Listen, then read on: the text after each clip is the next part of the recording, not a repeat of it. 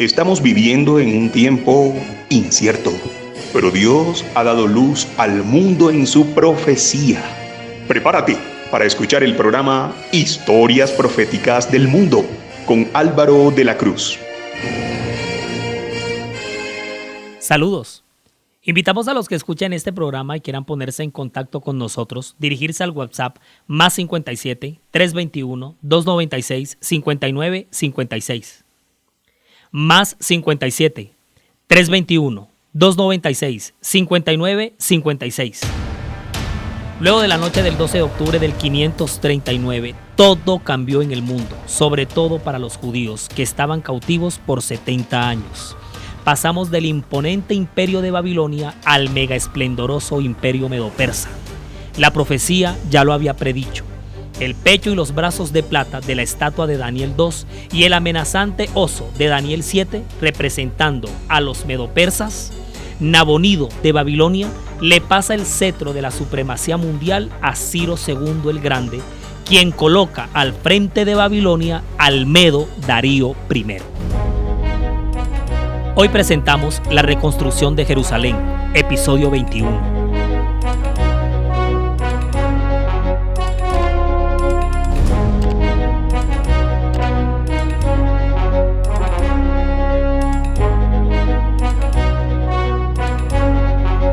Pareció bien a Darío constituir sobre el reino 120 sátrapas que gobernasen en todo el reino y sobre ellos 3 gobernadores, de los cuales Daniel era uno, a quienes estos sátrapas diesen cuenta para que el rey no fuese perjudicado. Pero Daniel mismo era superior a estos sátrapas y gobernadores, porque había en él un espíritu superior, y el rey pensó en ponerlo sobre todo el reino. Eso se encuentra en Daniel capítulo 6, versículos 1 al 3. Las satrapías eran provincias, territorios, protectorados administrados por un sátrapa, quien ejercía el poder judicial y administrativo, y eran elegidos directamente por el rey. Pues resulta que Darío I organiza Babilonia, recientemente conquistada por los medo-persas, o sea, que pasó a ser un estado vasallo.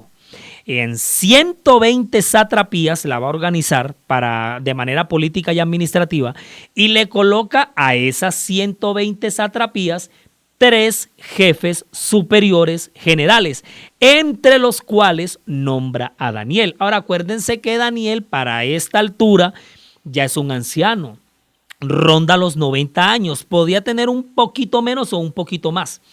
Al igual que en Babilonia, la imagen y la fama de Daniel sigue siendo respetada por Darío I, quien por un momento pensó sobre todo el reino, como en la antigüedad lo hizo el faraón egipcio con José.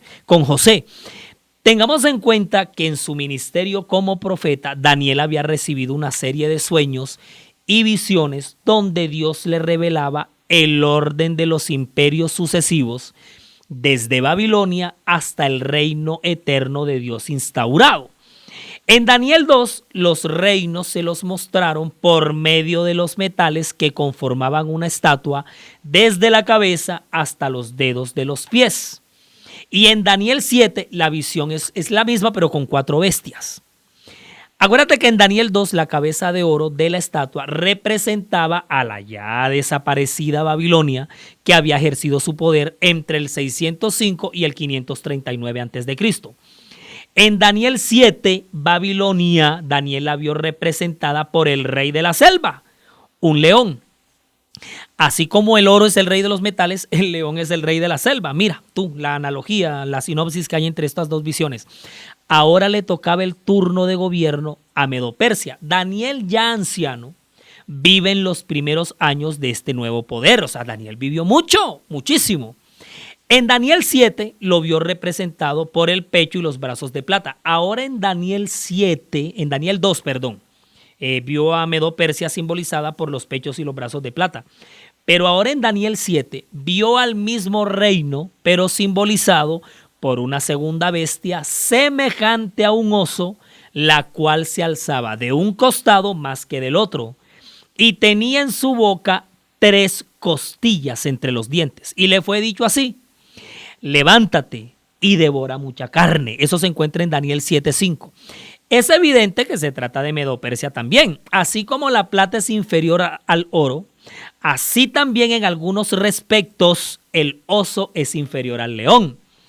Sin embargo, el oso es cruel y rapaz, características que se les atribuyen a los medos.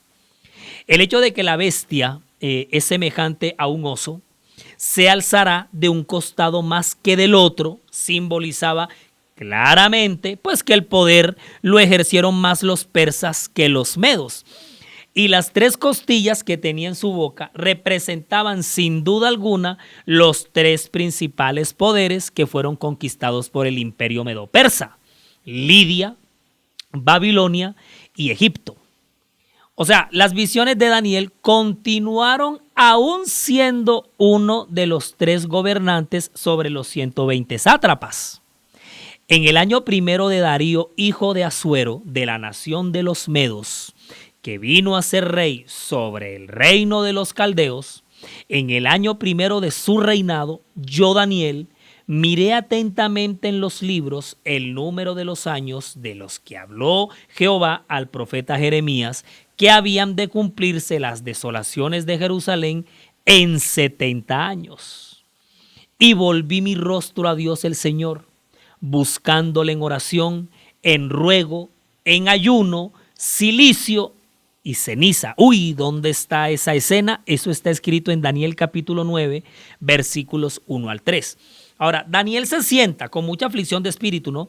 Saca cuentas y llega a la conclusión que el periodo de los 70 años pues se está cerrando, ha llegado a su final, y estaba ansioso de que el Señor no demorara la liberación de su pueblo cautivo.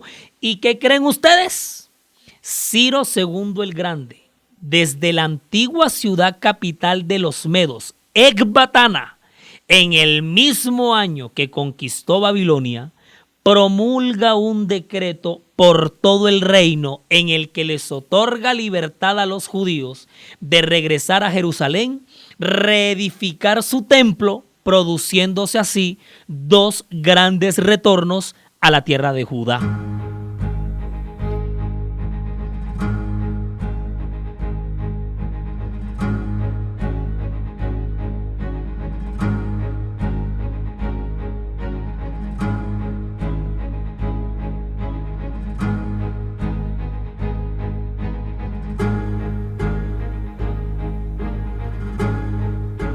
Todo nuestro contenido está disponible para reproducir y descargar desde nuestras cuentas, canales y perfiles, desde las redes sociales, sitio web y plataformas. Usted nos encuentra en todos lados como La Historia Profética del Mundo.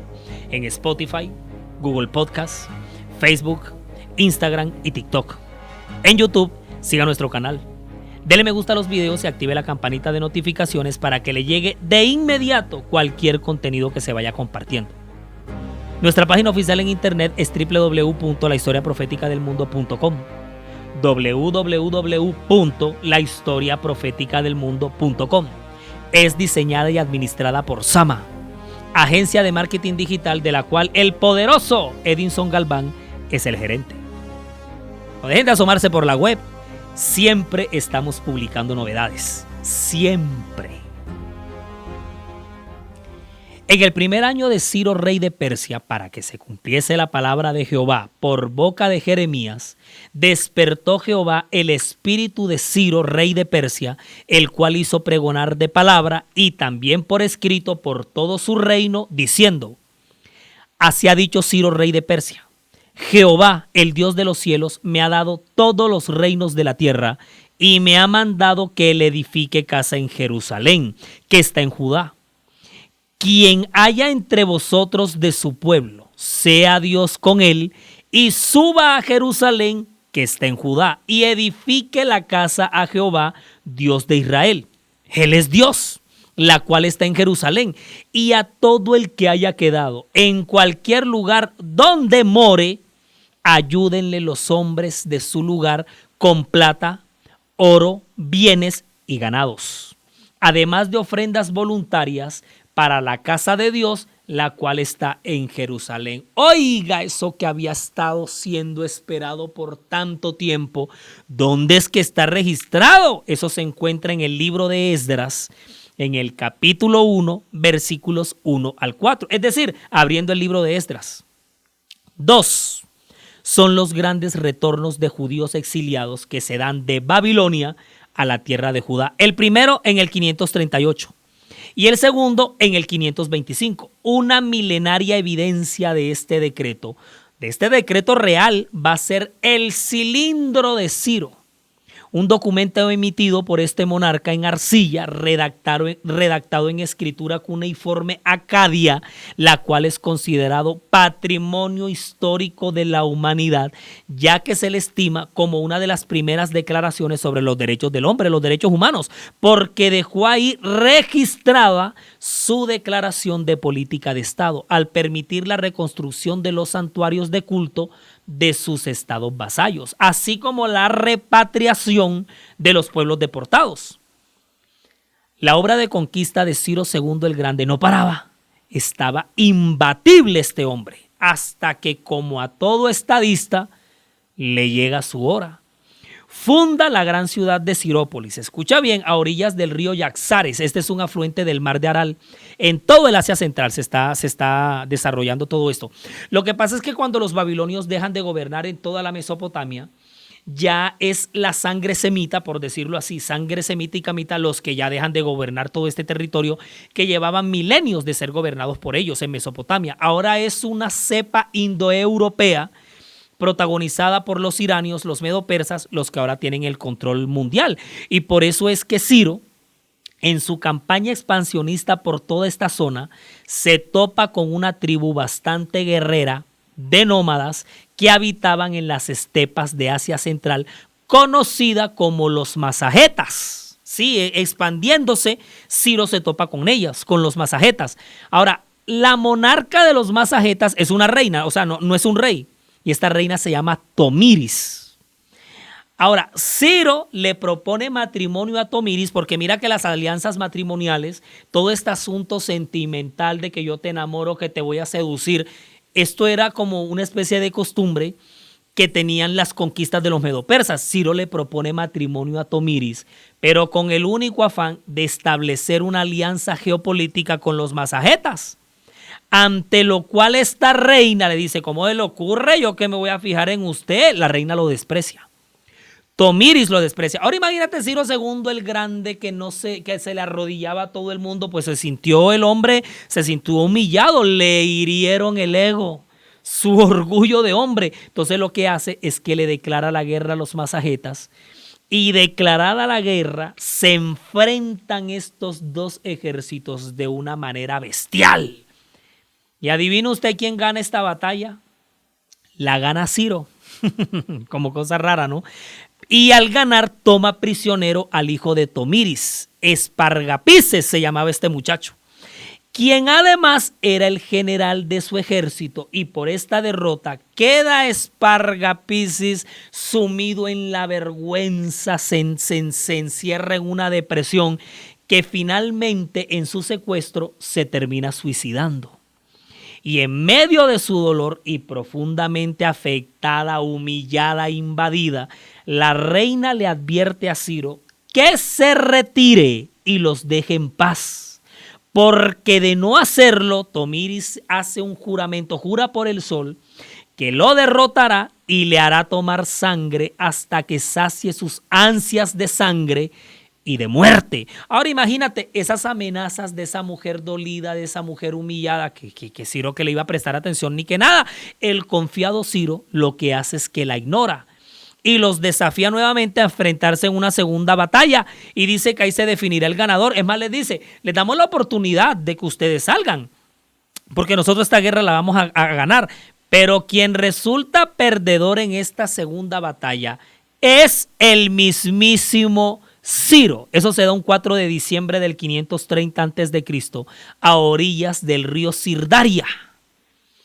Tomiris ordena la decapitación de Ciro y pide que le traigan su cabeza, la cual sumerge en un odre al que manda llenar con sangre humana, y en medio de risas, burlas y lamentos le gritaba a la cabeza: tú perdiste a mi hijo cogiéndole con engaño, a pesar de que yo vivía y de que soy tu vencedora, pero yo te saciaré de sangre cumpliendo mi palabra. Les acabo de recitar literalmente esas palabras que quedaron escritas del lamento de esta mujer. Oiga, tremendo esto, tremendo.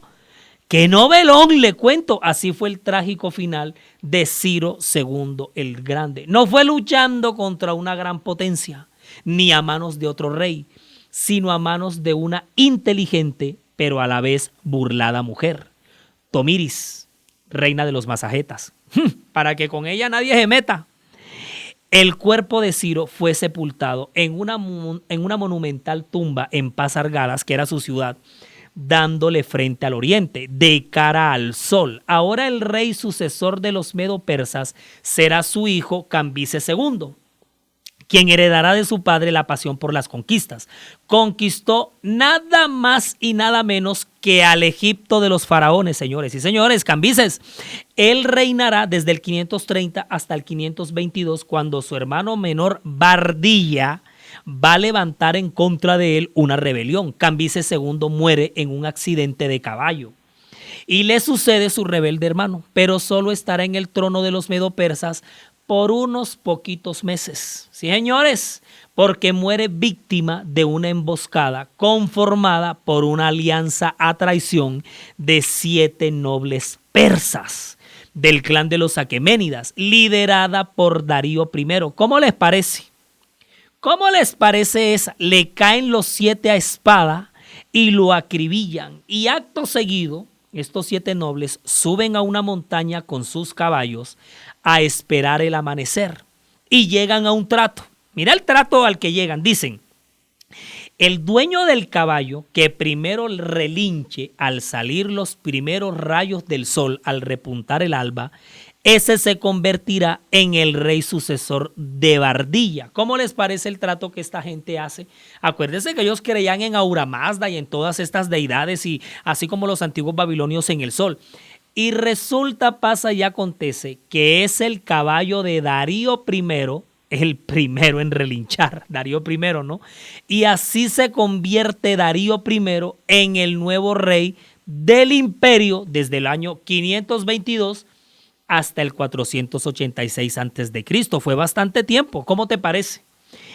Pero aunque siempre Darío en su reinado va a generar odios por la canallada cometida en contra de Bardilla, o sea, eso siempre se lo van a cobrar, pero también va a generar amores, porque es gracias al reinado de Darío I, al que habían colocado primero como regente de Babilonia, al que a Daniel le confió el gobierno de los 3 gobernadores sobre los 120 sátrapas. O sea, este Darío I, él es el que va a llegar a Medo-Persia a su total magnificencia. O sea, Medo-Persia va a llegar en manos de Darío I, wow, o sea, a la cima. Darío I muere enfermo en el año 486. Fue hijo de Istapes, Darío, gobernador de Partia. Ahora, Darío y Atosa se convierten en los padres de Jerjes I. Y escucha bien, Jerjes I lo vamos a conocer también como Asuero. Y Asuero es el personaje, es el rey de la historia del libro de Esther.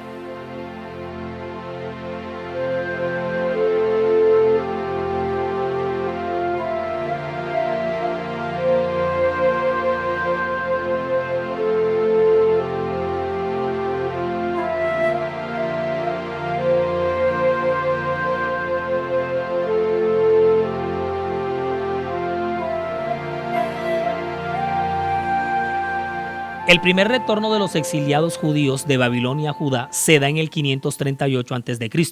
y se calcula que fueron unos 50,000 los que regresaron. Este retorno lo va a dirigir Zorobabel, de la casa real de David, hijo de Pedaías y nieto del rey Joaquín. ¿Recuerdan? ¿Recuerdan al rey Joaquín o ya lo olvidaron? El segundo retorno se da en el 525 a.C. y este lo va a dirigir el escriba Esdras.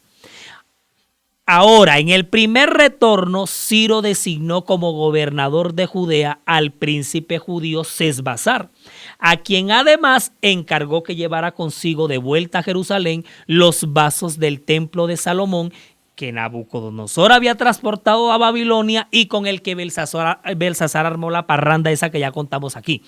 Cuando toda esta gente llegó a Jerusalén, Zorobabel y otros dirigentes restablecieron los sacrificios diarios, levantaron el altar de los holocaustos, celebraron la fiesta de los tabernáculos.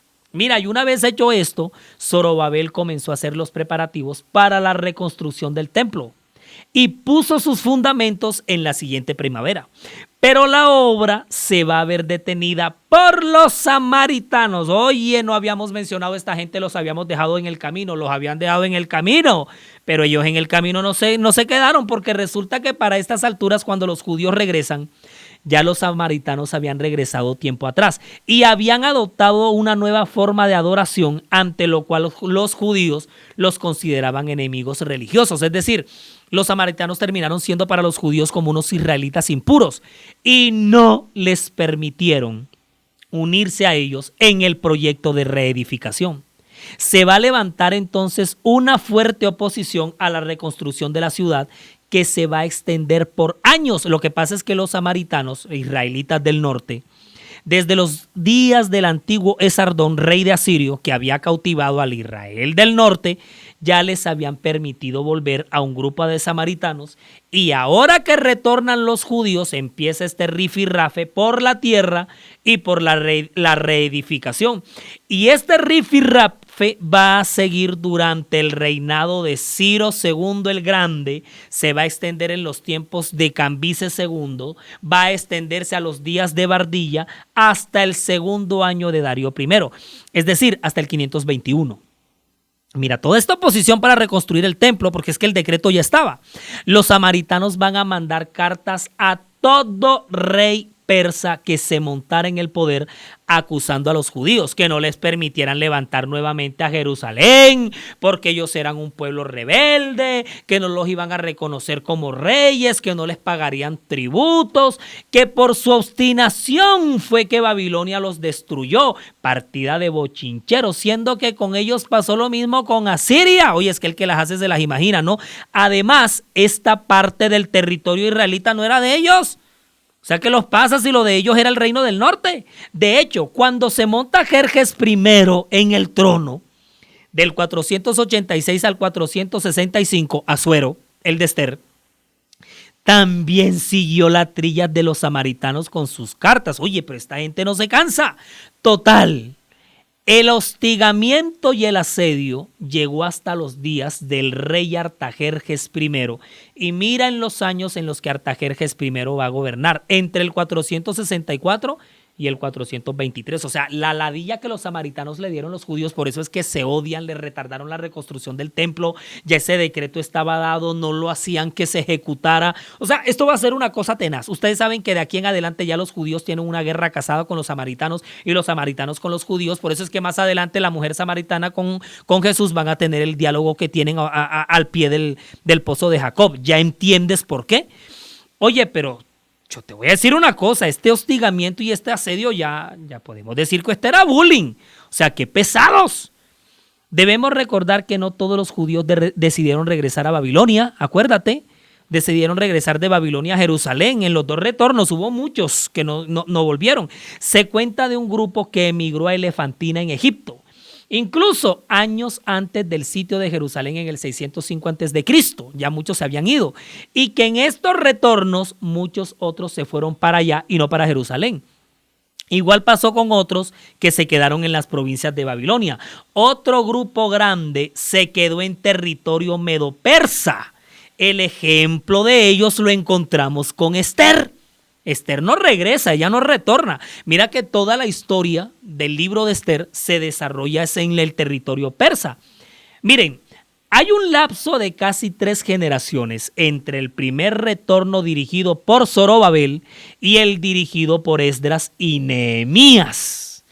Y durante ese lapso, el poderío de Medo-Persia alcanzó la cima. Las ciudades de Persépolis, que era la capital del reino, pues así lo evidencian. Es más, el lujo de la corte real de Medo-Persia está registrado en la historia que se nos narra en el libro de Esther, que ya yo se los he mencionado aquí ya varias veces. Esther fue pues una judía que permaneció en Persia. Ella no participó en el retorno. Finalmente de Daniel no sabemos nada. Su paradero en medio de todos estos retornos es desconocido. No sabemos del anciano Daniel, si se quedó en Babilonia, si pasó a territorio persa, si se fue a Elefantina, no sabemos nada de él. Pasadas estas cosas, en el reinado de Artajerjes, rey de Persia, Esdras subió de Babilonia. Era escriba diligente en la ley de Moisés, y con él subieron a Jerusalén algunos de los hijos de Israel, y de los sacerdotes, levitas, cantores, porteros y sirvientes del templo, en el 7º año del rey Artajerjes.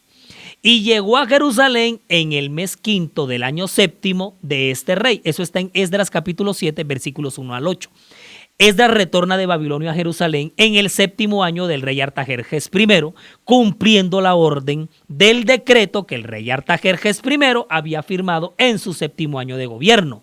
Estamos hablando del año 457 a.C.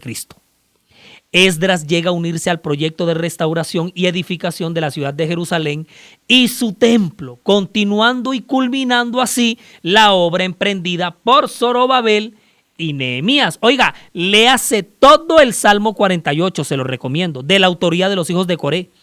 Es un cántico que celebra la restauración de Jerusalén. La paz había vuelto entre los judíos, y aunque la gloria de este segundo templo reedificado se alejaba muchísimo de la construcción gloriosa que el rey Salomón, con la que el rey Salomón había levantado en su momento, porque esta reconstrucción había sido hecha por un judaísmo empobrecido, sí significaba mucho para los judíos. Les devolvía la confianza y la seguridad en su restablecimiento nacional. Presten mucha atención a lo que estoy diciendo. Aunque eran una provincia geopolíticamente administrada por el imperio medo-persa, déjenme decirles algo. En esa especie de reorganización política de los judíos en su territorio como provincia de los medo-persas, son ellos quienes van a bautizar esa zona con el nombre de Judea. De ahí que oficialmente, sí, así es como lo bautizan los medo-persas. Son ellos los que oficialmente le ponen territorio de Judea porque ahora era de ellos. De aquí es que oficialmente se les empieza a llamar judíos. Pues bien, todos esos judíos ya retornados a su tierra, que eran semiautónomos, no veían lejos su tan anhelado sueño de volver a ser un estado independiente. La orden para la reconstrucción y restauración de Jerusalén fue decretada en el 457 a.C. y se empezó a ejecutar en el 454. Y es en el 408 a.C. cuando finalmente la ciudad de Jerusalén, junto con el templo, terminan de ser reedificados y la paz se mantuvo en Judea durante la existencia del reino de los medo-persas. Pero el curso de la profecía continuaba y se predecía el fin del reinado de Persia y la llegada de un nuevo imperio se veía venir. El vientre y los muslos de bronce en la visión de Daniel 2 y el leopardo de 4 cabezas en la visión de Daniel 7 y además la visión de Daniel 8 nos simboliza ya por medio del enfrentamiento violento que disputarán un carnero contra un macho cabrío, las luchas y contiendas que vivirá Medo-Persia con el contendor que le arrebatará el cetro del dominio mundial. Y es en medio de ambas fuerzas, ahí en la mitad, estará la tierra de Judá. Abran paso, llega ya, entra por la puerta grande con paso firme a esta serie, el hijo de Filipo II, el príncipe de Macedonia, faraón de Egipto, rey de Asia, de Medo-Persia, el grande Alejandro Magno y su triunfante Grecia. Resumimos y nos fuimos.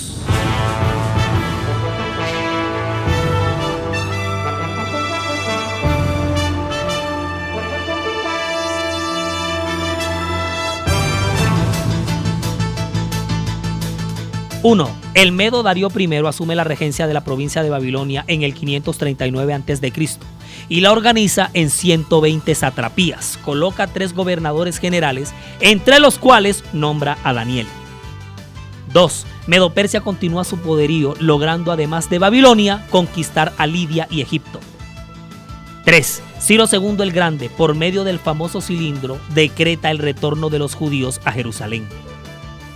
4. Luego de años de retornos dirigidos por Zorobabel y Esdras y de conflictos con los samaritanos, Jerusalén y el templo están nuevamente de pie en el año 408 a.C.